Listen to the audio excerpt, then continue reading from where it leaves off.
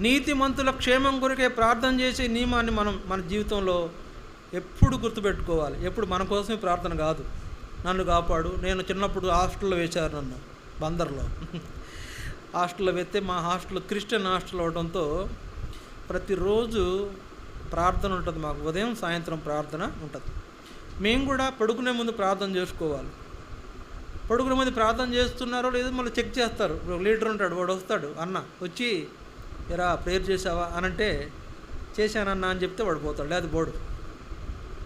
సరే, ప్రతిరోజు ప్రార్థన చేసుకుని పడుకోవాలి. మాకు మా హాస్టల్లో వార్డెన్ గారు పెట్టిన నియమం కనుక ప్రార్థన చేస్తున్నాం. ఏం చేస్తున్నా, నన్ను నా దగ్గరికి కూడా వచ్చాడు ఒకసారి లీడర్, ఇట్లా వచ్చాడు. ఏమని ప్రార్థన చేసావా?